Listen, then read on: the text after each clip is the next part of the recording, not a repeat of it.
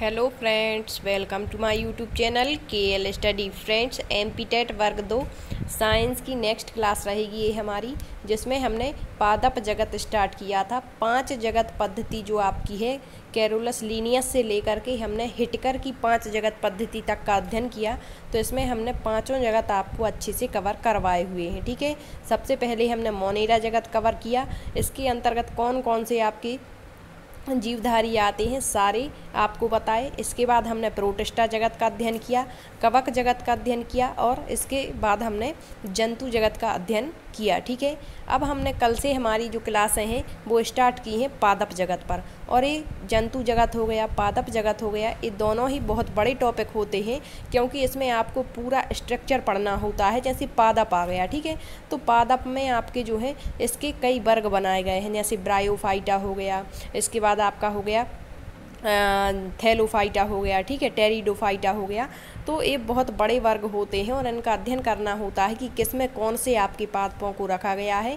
और पूरे पादप का स्ट्रक्चर, जड़, तना, पत्ती वगैरह हर चीज़ आपको पढ़नी होती है। ठीक है, तो ये हमारे पादप जगत की क्लास सेकेंड रहेगी। और ओवरऑल जितनी अभी तक साइंस में बायोलॉजी की क्लासेस हुई हैं, तो यह उस क्रम में हमारी क्लास नंबर 25 रहेगी। ठीक है, पादप जगत में। तो पादप जगत में जो वर्गीकरण होता है उसमें थैलोफाइटा, ब्रायोफाइटा और ट्रैकियोफाइटा का अध्ययन हम करते हैं। तो इससे पिछली जो हमने क्लास ली थी उसमें आपको थैलोफाइटा के बारे में बताया हुआ था, इसके प्रमुख लक्षण और इसके अंतर्गत जो सवाल आते हैं उनका अध्ययन हमने किया था। तो इससे पहली क्लास आप देख लें। ठीक है, आज के सेशन में हम दूसरा जो हमारा जगत होगा पादप का, ब्रायोफाइटा के बारे में पढ़ेंगे। तो आइए स्टार्ट करते हैं। ब्रायोफाइटा क्या होते हैं? तो सबसे पहले तो आप याद रखेंगे कि जैसे थैलोफाइटा हो गया, ब्रायोफाइटा हो गया, तो कभी कभी डायरेक्टली पूछ लेते हैं कि किसका अध्ययन सबसे पहले किसने किया। ठीक है, तो याद रखिएगा। तो ब्रायोफाइटा नाम का उपयोग सर्वप्रथम ब्राउन महोदय ने 1864 में किया था। और इसके बाद ओसवाल्ड टिप्पो ने ब्रायोफाइटा को संवहन ऊतक न होने के कारण उपजगत एम्ब्रियोफाइटा के अंतर्गत रखा था। तो इसकी प्रमुख विशेषता आप याद रखेंगे, थैलोफाइटा में भी हमने पढ़ा कि इनमें संवहन ऊतक नहीं पाए जाते हैं। ठीक है, और वो स्वापोषी होते थे। इसी प्रकार से जो आपके ब्रायोफाइटा हैं इनमें भी संवहन ऊतक नहीं होते। अब ये संवहन ऊतक कहलाते क्या हैं? तो आपको बता चुके हैं जब हमने ऊतक के बारे में पढ़ाया था। संवहन ऊतक के अंतर्गत आपके जो पौधे होते हैं इनमें जाइलम और फ्लोएम करके आते हैं, फिर इनको पुनः से कई भागों में डिवाइड किया जाता है। ठीक है, तो यहाँ पर संवहन ऊतक जाइलम और फ्लोएम इसमें नहीं होते हैं। ठीक है, इस कारण से जो ओसवाल्ड टिप्पो रहे उन्होंने जो ब्रायोफाइटा है उसको उपजगत एम्ब्रियोफाइटा के अंतर्गत रखा था। अब देखिए, इसमें निषेचन के बाद अंड से भ्रूण बनाने वाले पौधों को एम्ब्रियोफाइटा में रखा जाता है। तो क्या बन रहा है? अंड से भ्रूण बन रहा है। तो आपके जो ब्रायोफाइटा वर्ग के पादप होंगे उनमें डायरेक्ट क्या बनता होगा? अंड से भ्रूण। इस कारण ही जो ओसवाल्ड टिप्पो है इन्हें एम्ब्रियोफाइटा में रखते हैं। ठीक है, अब देखिए, ब्रायोफाइटा सबसे सरल और आदिम गुणों वाले पौधों का समूह है। ब्रायोफाइटा का अध्ययन ब्रायोलॉजी कहलाता है, याद रखेंगे। और ब्रायोफाइटा स्वपोषित पौधे होते, स्वपोषी मतलब जो अपना भोजन स्वयं बनाते हैं। नेक्स्ट है ब्रायोलॉजी। ब्रायोफाइटा का अध्ययन ब्रायोलॉजी शाखा के अंतर्गत होता है। तो जो ब्रायोलॉजी शाखा है इसके जनक है F. केवर्स तथा भारतीय जो ब्रायोलॉजी है इसके जनक है प्रोफेसर SR कश्यप। तो इनको आप हाईलाइट कर लें, ठीक है, क्योंकि ये इम्पोर्टेंट क्वेश्चन होते हैं। अब देखिए, ब्रायोफाइट्स प्रथम स्थलीय पादप है, मतलब पहला जो स्थल पर पाया गया पादप है। डायरेक्ट क्वेश्चन पूछते हैं तो वो क्या है? आपके ब्रायोफाइट है। इनमें निषेचन के लिए जल की उपस्थिति अनिवार्य होती है। यदि जल नहीं होगा, नमी वाले स्थान नहीं होंगे तो इनमें निषेचन नहीं होता है। तो निषेचन के लिए जल की अनिवार्यता होती है, ये इनका प्रमुख लक्षण माना जाता है। इस कारण से ही आपके ब्रायोफाइट्स वर्ग के पादपों को पादप जगत का उभयचर कहा जाता है। जिस तरह से मेंढक होता है उभयचर वर्ग का प्राणी, तो उसी तरीके से पादप जगत का जो उभयचर है वो ब्रायोफाइटा कहलाते हैं, याद रखिएगा। प्रथम स्थलीय पादप है, स्वपोषी होते हैं, इनमें क्या संवहन ऊतक नहीं पाए जाते। तो जो इम्पोर्टेंट फैक्ट हैं वो आप याद रख लें, ठीक है। अब देखिए, ब्रायोफाइटा के सामान्य लक्षण तो ये कहाँ पर पाए जाती हैं? तो सबसे पहले तो नम और छायादार स्थानों पर उगते हैं। नेक्स्ट है, इनके जीवन चक्र में स्पष्ट युग्मकोद्भिद यानी गैमीटोफाइटिक और बीजाणुद्भिद यानी स्पेरोफाइटिक अवस्थाएं पाई जाती हैं। यह दोनों अवस्थाएं विषम रूपी होती हैं। इनका जो मुख्य पौधा है वो युग्मकोद्भिद ही होता है। यह स्वतंत्र और दीर्घजीवी होता है, लंबे समय तक जीवित रहता है, जबकि जो बीजाणुद्भिद है वो मुख्य रूप से युग्मकोद्भिद पर आश्रित और अल्पजीवी होते हैं। नेक्स्ट है, इनमें वास्तविक संवहन ऊतक जो होते हैं उनका पूर्ण रूप से अभाव होता है। इनमें जनन कायक विधियों से, जैसे सूकाय यानी जिसे थैलस कहते हैं, हमने पढ़ा था पिछली क्लास में, जो आपके थैलोफाइटा वर्ग है उनका शरीर कैसा होता है, थैलमाभ होता है, थैलसाभ होता है, ठीक है। तो इनमें जो जनन है वो कायक विधियों जैसे सूकाय के पुराने भागों के गलने अथवा मृत्यु से, अपस्थानिक शाखाओं द्वारा एवं विशेष प्रकार की संरचनाएं जैसे कंद और जैमी के माध्यम से होता है। और लैंगिक जनन इनमें विषम युग्मकी होता है, मतलब नर और मादा करके, ठीक है। अलग अलग अपना नर का जो भाग होता है वो आपका क्या कहलाता, पुमंग, और स्त्री केसर जो होता है जायांग करके इनमें जो है लैंगिक जनन होता है। निषेचन के लिए इनमें जल आवश्यक है, इसी कारण से ही इन्हें पादप जगत का क्या कहा जाता है, उभयचर। नेक्स्ट है, निषेचन के फलस्वरूप बना जो युग्मनज होता है विभाजित होकर बहुकोशिकीय भ्रूण बनाता है, बहुकोशिकीय भ्रूण, ठीक है, जिसमें बीजाणुद्भिद का भी निर्माण होता है। नेक्स्ट है, बीजाणुद्भिद प्रायः फुट, सीटा और कैप्सूल में विभेदित रहते हैं। कैप्सूल में आगुणित बीजाणु बनते हैं और जो आकृति और आकार में समान होते हैं। तो ऐसी संरचनाएं जो आकार आकृति दोनों में समान हों वो आपकी सम कहलाती हैं। तो यहाँ बीजाणु समान है तो सम बीजाणु होते हैं, ठीक है। फिर है, बीजाणु अंकुरित होकर नया युग्मकोद्भिद बना देते हैं, ठीक। अब देखिए, ब्रायोफाइटा भ्रूण अर्थात एम्ब्रियो बनाने वाले पौधे का सबसे साधारण और आद्य समूह है। इनमें संवहन ऊतक नहीं है, ये ब्रायोफाइटा का प्रमुख लक्षण होता है। तो इन्हें थैलोफाइटा के साथ क्यों नहीं रखा गया? क्योंकि थैलोफाइटा भ्रूण नहीं बना रहे थे और उनमें संवहन ऊतक नहीं था, और यही विशेषता इसमें भी है। लेकिन उससे और इससे अंतर हो जाएगा भ्रूण का, उसमें भ्रूण नहीं था, इसमें भ्रूण बन रहा है, ठीक है।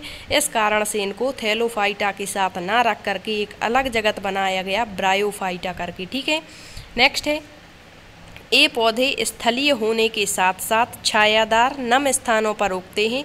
इन्हें अपने जीवन काल में पर्याप्त आर्द्रता की आवश्यकता होती है।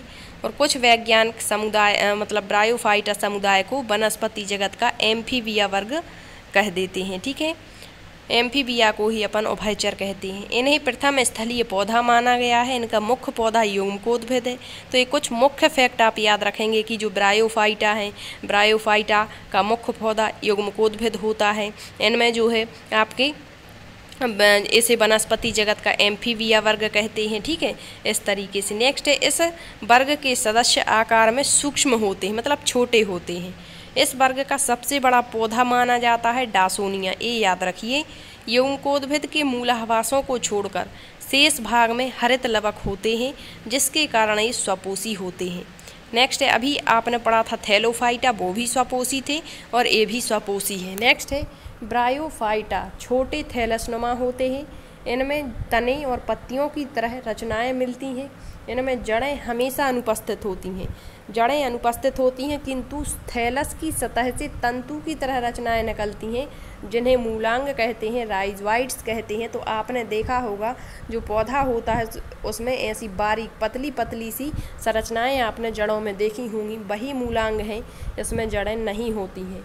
नेक्स्ट है, ये पौधों को स्थिर रखने और मृदा से खनिज लवण का अवशोषण करने में सहायक है। तो यहाँ से क्वेश्चन डायरेक्टली पूछ सकते हैं कि जो ब्रायोफाइटा वर्ग है इसमें जड़ें अनुपस्थित होती हैं, तो फिर इसमें जो पौधे हैं वो खनिज लवण और जल का अवशोषण किस माध्यम से करते हैं? ऑप्शन में दे देंगे, एक तो होगा आपका मूलांग, या मूलांग ना दे करके इसी को लिख देंगे राइजोइड्स, ठीक है। तो याद रखिएगा, ये वर्ग आपका है कौन सा? ब्रायोफाइटा। नेक्स्ट है, ब्रायोफाइटा के आर्थिक महत्व, मतलब क्या उपयोग है इसकी?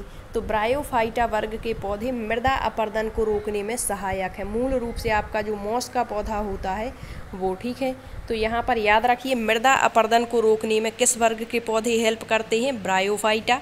नेक्स्ट है ब्रायोफाइटा वर्ग के पौधों में जल अवशोषण की पर्याप्त क्षमता होती है, अतः ये बाढ़ को रोकने में भी सहायक होते हैं। तो 2 फैक्ट याद रखिए, मृदा अपरदन रोकने, बाढ़ रोकने। नेक्स्ट है स्फैग्नम एक ब्रायोफाइटा है, इसका उपयोग ईंधन के रूप में किया जाता है। अगला है आपका एस्किमो जनजाति समुदाय स्फैग्नम का प्रयोग चिराग की बत्ती की जगह करते हैं। मॉस का प्रयोग एंटीसेप्टिक के रूप में किया जाता है। अगला है शाकाहारी स्तनधारी, कुछ ब्रायोफाइट्स पौधों का उपयोग भोज्य पदार्थ के रूप में भी करते हैं। तो ये आपके ब्रायोफाइट वर्ग के कुछ आर्थिक महत्व हुए। अब हम इनका वर्गीकरण देख लेते हैं। इस वर्ग को 3 वर्गों में वर्गीकृत किया गया है। हीपेटिकोप्सिडा, इसमें आपका लिवरवर्ट आता है, इसी को लिवरवर्ट भी कहते हैं। दूसरा वर्ग हो जाएगा इसका एंथोसरोप्सिडा और तीसरा है ब्रायोप्सिडा जिसे मॉस कहते हैं। तो जो हिपेटिकोप्सिडा है इसके अंतर्गत आते हैं आपके रिक्सिया, मार्केंसिया, पोरेला आदि। तो ये भी आपको याद रखने हैं। पादपों के नाम डायरेक्टली भी पूछ सकते हैं। ये तीनों ऑप्शन दे देंगे और कह देंगे बताइए कौन सा एक ब्रायोफाइटा वर्ग का सदस्य नहीं है या है। तो आपको बिल्कुल डीप में बता रहे हैं। ब्रायोफाइटा का जो वर्गीकरण है उसके अंदर ये 3 वर्ग आते हैं, ठीक है। तो इसके अंतर्गत आपके लिवरवर्ट में रिक्सिया, मार्केंसिया, पोरेला आ जाता है। और यदि इससे और गहराई में जाएंगे तो फिर इसके बारे में रिक्सिया क्या होता है, इसका पूरा स्ट्रक्चर पढ़ेंगे तो बहुत टाइम लगेगा और इतना डीप हमें नहीं पढ़ना है, ठीक है। नेक्स्ट है आपका एंथोसरोप्सिडा, इसके अंतर्गत आपका एंथोसरोस आता है। और फिर है ब्रायोप्सिडा, इसके अंतर्गत स्फैग्नम, फ्यूनेरिया आदि ब्रायोफाइटा आते हैं, ठीक है। तो ब्रायोफाइटा के बारे में इतना ही हमें पढ़ना है। इसके बाद आपका तीसरा जो पादप जगत आता है वो है आपका ट्रैकियोफाइटा, ठीक है। तो पहला हो गया हमारा थैलोफाइटा, दूसरा हो गया ब्रायोफाइटा, तीसरा है हमारा ट्रैकियोफाइटा। फिर जो ट्रैकियोफाइटा होता है उसको पुनः से 3 भागों में बांट देते हैं, टेरिडोफाइटा, अनावृत बीजी और आवृत बीजी। तो जो अनावृत बीजी और आवृत बीजी है इसमें भी बहुत सारी चीज़ें हमें पढ़नी है। इसी में जा कर के जिसमें बीज पाए जाएंगे, ठीक है, तो उसमें पूरे पादप का स्ट्रक्चर पढ़ेंगे। तना क्या होता, पत्तियाँ क्या होती हैं, इसके बाद आपके जो है फल का निर्माण कैसे होता है, निषेचन पादपों में कैसे होता है आदि चीज़ें, ठीक है। तो इसके बाद जो ट्रैकियोफाइटा है वो हम देखेंगे। ये हमारा पादप जगत का तीसरा जगत रहेगा, ठीक है। पहला हो गया थैलोफाइटा, दूसरा हो गया ब्रायोफाइटा और तीसरा है ट्रैकियोफाइटा। तो देखिए इसमें क्या अंतर है उन दोनों से, क्या इसमें अंतर रहेगा। तो ट्रैकियोफाइटा प्रभाग में उन पादपों को सम्मिलित किया गया जिनमें संवहनीय ऊतक पाए जाते हैं।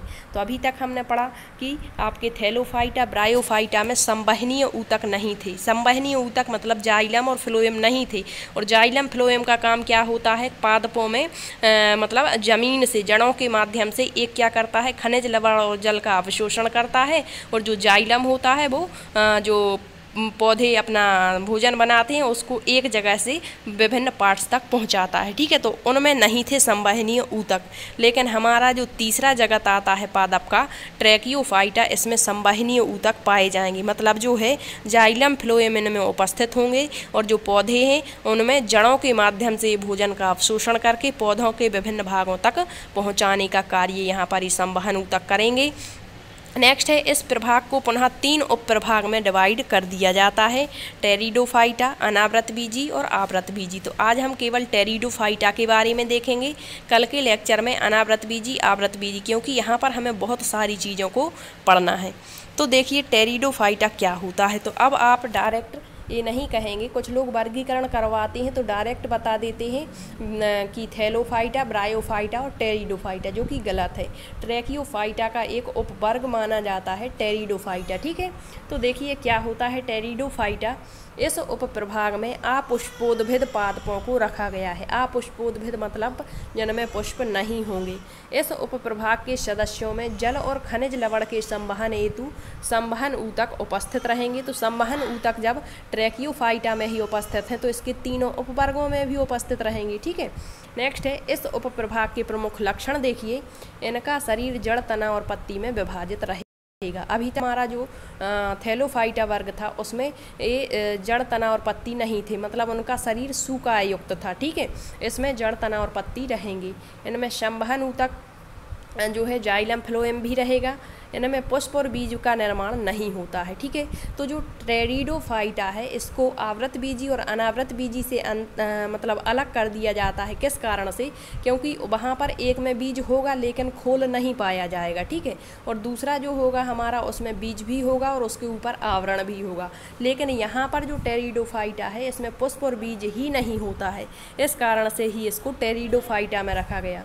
इनका मुख्य पौधा बीजाणुद्भिद होता है। तो अब आप हमें बताएं कि किसका मुख्य पौधा जो है वो युग्मकोद्भिद होता है। तो अभी अभी आपको बताया कि ब्रायोफाइटा वर्ग का मुख्य पौधा युग्मकोद्भिद होता है और जो बीजाणुद्भिद वहाँ पर होता है वो मुख्य रूप से किस पर डिपेंड होता है? युग्मकोद्भिद पर। लेकिन हमारा जो ट्रैकियोफाइटा का उपप्रभाग है कौन सा? टेरिडोफाइटा, इसमें बीजाणुद्भिद मुख्य पौधा रहेगा। इसमें जड़, तना और पत्ते होंगे जो बीजाणुद्भिद होगा। ठीक है, नेक्स्ट है टेरिडोफाइटा का आर्थिक महत्व देखिए। इसमें लाइकोपोडियम, मार्सिलिया, टेरिडियम, सिलेजनेला और एक्वेशिटम, ये सब के सब आपके क्या हैं? टेरिडोफाइट्स पौधे हैं। याद रखेंगे किसके अंतर्गत आपके ब्रायोफाइट पौधे कौन कौन से होते हैं। इसके बाद आपके कौन कौन से टेरिडोफाइट होते हैं, अनावृत बीजी क्या हैं, आवृत बीजी क्या हैं, हर एक चीज़ याद रखिएगा। ठीक है, तो लाइकोपोडियम के बीजाणु दवाई के रूप में प्रयोग किए जाते हैं जो कि एक टेरिडोफाइटा है। नेक्स्ट है मार्सिलिया का उपयोग सब्जी के रूप में किया जाता है। नेक्स्ट है टेरिडियम का उपयोग पशुओं को चारे के रूप में होता है। सिलेजनेला में पुनर्जीवन का गुण पाया जाता है, ये भी आप याद रखेंगे। नेक्स्ट है एक्विसेटम नामक टेरिडोफाइटा से सोना प्राप्त किया जाता है। ठीक, अब देखिए कुछ फैक्ट हैं। फर्न जो है वो टेरिडोफाइटा वर्ग का सबसे विख्यात पौधा है। तो डायरेक्टली क्वेश्चन पिछली बार बना था कि फर्न है क्या है, वो ऑप्शन दिए गए थे ब्रायोफाइटा है, थैलिडोफाइटा है या फिर आपका टेरिडोफाइटा है। तो याद रखेंगे फर्न टेरिडोफाइटा है और टेरिडोफाइटा वर्ग का सबसे विख्यात पौधा है। नेक्स्ट है भारतीय टेरिडोफाइटा जीवाश्म का विस्तृत अध्ययन सुरंज नामक वनस्पति शास्त्री के द्वारा किया गया। टेरिडोफाइटा को विकसित बीज रहित पौधा कहा जाता है। तो आपको बिल्कुल बेसिक से सारी चीज़ें याद रखनी है। सबसे पहले ब्रायोफाइटा क्या होता है, ब्रायोफाइटा के प्रमुख लक्षण और ब्रायोफाइट पौधे कौन कौन से हैं। इसके बाद आपको ट्रैकियोफाइट याद रखना है। ट्रैकियोफाइट का मुख्य लक्षण क्या है, इसका जो है इसमें संवहन ऊतक उपस्थित रहेगा। इसके बाद इसमें जो पौधे का स्ट्रक्चर है वो जड़, तना, पत्ती में डिवाइड होगा, लेकिन इसमें फल और बीज नहीं होते हैं। इसके बाद आपके आवृत बीजी और अनावृत बीजी आप पढ़ेंगे और आपके टेरिडोफाइटा में कौन कौन से पौधे आते हैं वो याद रखेंगे। उनके कुछ प्रमुख लक्षण भी आपको बता दिए हैं। ठीक है, इसके बाद नेक्स्ट क्लास में हम अनावृत बीजी और आवृत बीजी, एंजियोस्पर्म, जिम्नोस्पर्म के बारे में पढ़ेंगे। वहाँ पर आपको बहुत सारी चीज़ें पढ़नी है। ठीक है, जड़ का पूरा वर्गीकरण पढ़ना है, मूसला जड़ें क्या होती हैं, अपस्थानिक जड़ें क्या होती हैं। इसके बाद तने का पूरा जो आपका भूमिगत तना होता है, अर्धवायवीय तना होता है, वायवीय तना होता है, ये सारी चीज़ें पढ़नी है।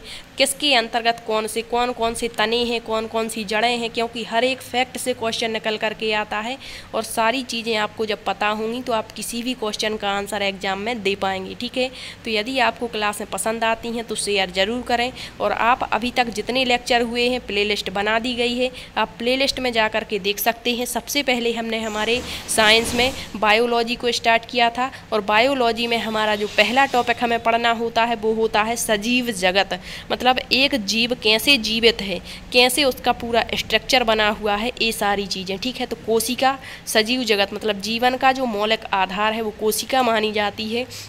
तो सबसे पहले हमने कोशिका बहुत अच्छे से आपको सारी चीज़ें बता रखी हैं। फिर कोशिका वाला जो टॉपिक है उस पर कुछ हमने प्रैक्टिस सेट भी करवाए थे, लगभग 5 से 6 प्रैक्टिस सेट होंगे, वो भी आप लगा लें, उससे आपका रिवाइज हो जाता है। ठीक है, पूरा मैटर। इसके बाद हमने ऊतक आपको पढ़ा दिया है, पादप ऊतक और जंतु ऊतक।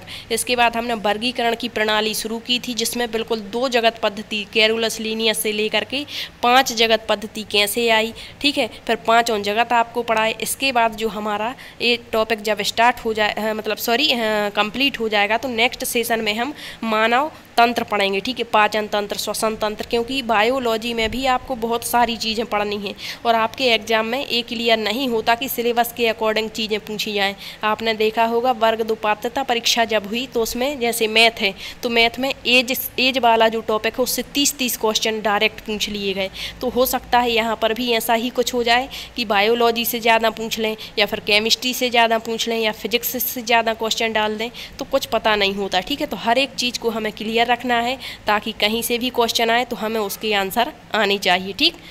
यदि आपको सेशन पसंद आया है तो शेयर ज़रूर करें और यदि आपका कोई डाउट बनता है तो कमेंट्स के ज़रिए पूछ सकते हैं। Thank you.